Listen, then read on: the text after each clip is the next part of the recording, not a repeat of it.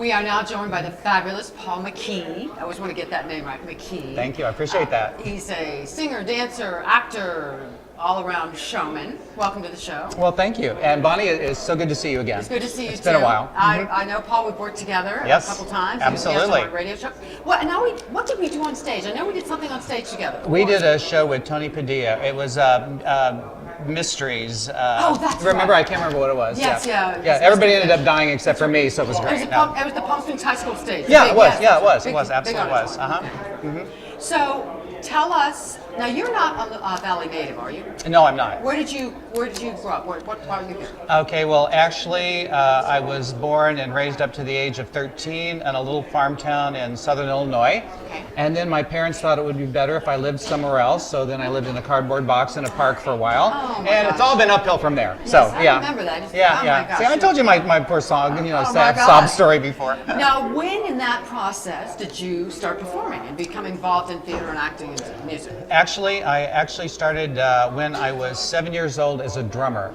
And in the first part of my life, I spent as an instrumentalist, could play most anything. And in the 7th grade, I decided I wanted to start singing. I'll tell you a cute little story. When I was in college, it was, I think, either my freshman or my sophomore year, and the choir and the orchestra were going on tour, and I happened to be in both. And I was schlepping timpanis around in the bus and all that, loading up the bus. And then I saw the choir going on tour, and that's when I became a singer. Because you didn't have to schlep anything. I didn't have to just schlep your anything, voice, that's just it. me. But that's actually true. That's really why I'm totally a singer now. Now, were you totally self-taught? Did you take private voice lessons? Oh, no, my goodness. I had 2 teachers that were absolutely amazing. When I was in college, I worked with a lady named Marietta Dean for 4 years. And I always said, Marietta helped me find my voice. And then when I moved to Los Angeles, I worked with a lady named Justine Whiteoff, and believe it or not, for 14 years. And she taught me to control my voice. Now, for folks who aren't musical and aren't singers, they might be confused by that concept. So when you say find your voice, to the layperson, explain. I can tell you. I can tell you exactly what it was. I used to teach at a performing arts school in Atlanta, and believe it or not, we had 1,200 students. Whoa! And I taught grades 3 through 12.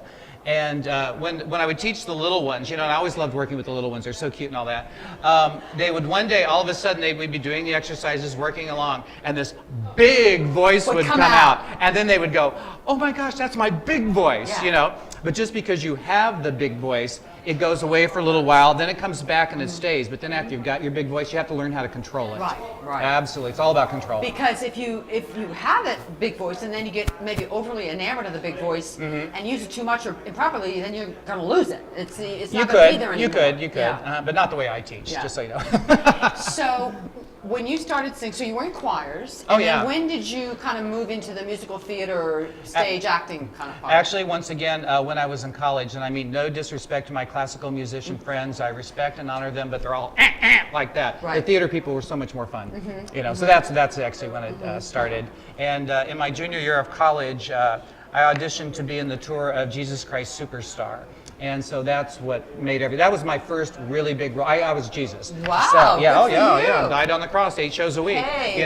But so that's when I really started. I'd done a little summer stock before that and all that, but that was my first major role. And when did you come to the desert? Oh my goodness, I came to the desert 10 years ago. I was in Atlanta teaching at the Performing Arts School, and I always knew I wanted to end up back in the desert. I lived in LA for 20 years. That's, I worked in the studios, music, all that kind of stuff. And that's, I knew I would end up here eventually, so why wait? Do it now. Well, I'm still young enough to enjoy it. Yeah. So when you came here to the desert, did you just start jumping into musicals and theater and stuff right away? No, it's actually interesting. I met a gentleman, his name was Mike Andelson. He was a partner with Best, and Krieger, and he suggested I go over to the Jocelyn Players, remember Ron Salona and all that? And so I went over and auditioned for a Sondheim musical they were putting it together, and I was fortunate enough to get cast.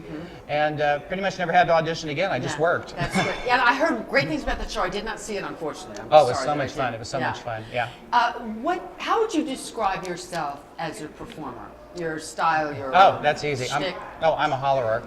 Okay. Yeah, and by that I mean, It's me and Bessie Smith. Now, you guys have quite a powerful voice. I got some chops, yeah. You sure But do. no, I do call myself a hollerer because Bessie always just say, well, I just come out and holler on them. Yeah. And so that's what I do. But you know, it's I had such good training that I could do blues, jazz, theater, opera. Actually, I was trained in opera. You know. And would you say, I mean, I'm a singer. I don't have quite the power that you have, but a lot of it just comes down to breath control, doesn't it? Breathing and breath control. Support, mostly support. Yeah, yeah, and that's kind of the mistake that a lot of people make when they're. Yeah, most people, as you know, Bonnie, most people don't realize you really sing from down here. Exactly. So Yeah. this is just where it comes out. It starts down here. Now, what are there musical comedy roles, one role or two that you've always wanted to do that you haven't gotten to do yet? No, I have done You've done it everything all? I've ever wanted to do. Wow. Yeah, I had my first Academy Award credit before I was 30, so I'm very, very Now, blessed. go back to a little bit to the studios, what you did with the studios back in LA. I was very lucky. I moved to LA straight out of college, and I saw an ad, believe it or not, I saw an ad in the newspaper for the music department at Paramount Pictures. And you know, stupid me, I'm just a kid off the street. I go, oh, I was a music major in college. So I went in and applied for the job and got it. And so my very first day, they said to me, okay, you're responsible for the music for network television. And at that point in time, oh, I'm going to age myself. It was Happy Days, Laverne and Shirley, Taxi, Cheers, just all that. I always called it the golden age of Hollywood television. So I got to work on all those really cool what shows. What did you do? You found the song music they would use within each show? I did everything. I hired the musicians, chose music, spotted the scripts, worked with the music editors. Actually took care of all the legalities too, you know, all the licensing and all of that. Wow. I was so lucky. I was like, you know, I think 22 or something like that. That's a great job. Oh, it was a great job. My office was in the music building in Paramount Pictures, and right across the hall was the Paramount soundstage where they did all the recording. Right next door was the music library. You know, with just a treasure trove of music from Paramount's early days, the old I Love Lucy stuff. You know, that used to be Desi Lou Studios, turned into Paramount. Right. So, yeah, I was the luckiest boy in the universe. Man. I freely admit that. Great. Yeah. What would you say is the main thing you learned from that experience, that you took away from that? Oh, my goodness. Gosh, that's really hard because I learned so much. I mean, let's say life lesson more so than music or in the career, but life lesson. What did you take from that? No, I think discipline. Yeah. I really have to say discipline, not only as an artist, because when you're working in film, television, recording, and all that, you have to have the discipline as an artist, but you also have to have the discipline as a business person to make it work for you. Right, right. Now, I know one thing we definitely wanted to get in. You were very involved with Well in the Desert. Oh, yeah. Here. Tell us a little bit about that and how that came to be. Okay, I will tell you a little story. A gentleman approached me who owned a club in Palm Springs and asked me if I wanted to do a benefit for a charity. And I said, which one? And he said, Well in the Desert. I said, sure, you know, it's about feeding people. I'm all about that. So it was just what was it? Cafe Paulette. You know Cafe Paulette? It only seats 30 people. And so, I think it's... Yeah, it's on Arenas. Okay. So I went in to do the concert, and I looked at the place, and I thought, well, this is about raising money to feed people. And the place only sat 30 people. And I'm like, how am I going to make any money? And then, you know, bingo, bango, bongo, it's not the number of people that you invite, it's who you invite. Right. So we raised a whole lot of money that night, actually the most that was ever raised. And after that, well, actually, I have to go back a little bit to what happened on stage. I was on stage and I'd done my homework, and I said the Well in the Desert feeds 3,000 people a month, which to me in this little town was phenomenal. One of the other board members was there, and Judy Deertrack, and she got up on the stage to accept the money and all that, and told me, well, Paul, I hate to correct you, but we actually feed 5,000 people a month. Wow. And I was just blown away. And I'm going to be perfectly honest with you, this never has happened to me before. I went home and started to weep hysterically. All of a sudden I took it personal. What am I going to do? How can I feed these people? It's, you know, I don't do the Jesus and the fish trick. You know, I just can't do that. And I was approached by Chairman Roosevelt of the Cabazon Band of Mission Indians, and he said to me, well, Paul, if you can do that, you know, at this little place, why can't you come out to the casino and make some real money? Right. And so that's what we did, and we started doing a show every other month. You actually came to see a couple of them. Oh, they were great shows. Wonderful. Yeah, and Lit Lounge, a fabulous you know, facility. And a little while later, Arlene said, would you like to be on the board? And I just said to her, I go, well, what took you so long? You know? but Will in the Desert is a phenomenal organization. Right. I think we're up to about 7,000 people a month now, which is... now, do you still do those shows occasionally? No, what I did was, I have to say, that was exhausting to do that many shows. I can imagine, yeah. So it was all about making the money. And so what I did is I went to the city of Palm Springs, who in their wisdom gave the well some money. And I said, if you will do this, the Cabazon Band of Mission Indians will give a matching grant. And so I don't have to work as hard, and they have a steady cash flow, and it's wonderful. For a grassroots organization like that, to have a steady cash flow is huge. It's huge. That's great. Now, But I still perform for the well. Don't think I don't. And I was going to say, what do you have coming up? Where can someone come see the fabulous Paul MacKey? Actually, there's one little thing that I do here that's...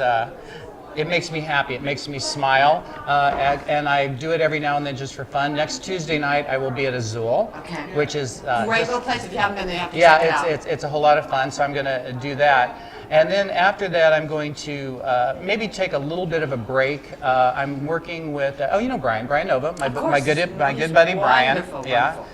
Him and Andy Fraga and his partner. Junior's great. Junior does that. You ever see a cockier drummer like that? You know, he's great. Junior's great. And then his current business partner, Tad Sisler, we are going to expand the Vivify music label. And so they've approached me to help with that, and I'm very excited to do it. The ultimate goal is to give 3 or 4 artists a year a chance to record and release an album that might not necessarily get the chance. That's so great. yeah, That's I'm really wonderful. pleased about that. Wonderful. Now, if somebody, do you have any videos online or any CDs people can buy, or how can they hear you, see you, contact you? Can go online, just type my name, and I'll come up all over the place. It's one of those weird things. Okay, I'm looking at the right camera now. It's Paul. That's Paul. Easy one. MacKey. MAC capital KEY. And yes, I do have some recordings that I've done. Actually, I've done 6 albums of various styles of music. And right before I left Atlanta, I was really excited. I thought, I'm leaving Atlanta, I'm moving to the desert, I'm going to need an introductory CD. So I called a buddy of mine who just happened to be the engineer for the Eagles, and we went into his studio and recorded a hi, this is me, see what I can do? So we did that. But I did about 6 studio albums in association with the studios and all that. When I did a fabulous recording up at the Beach Boys studio in Santa Barbara. That's great. Yeah, I'm just a wild guy. I do a lot of stuff. Well, Paul MacKey, it's wonderful, Paul MacKey. If you can go online, buy his albums, see his videos, because he's just a phenomenal performer. Thank you so much for being here. Well, thank you. Wait. Oh. I'm a theater person.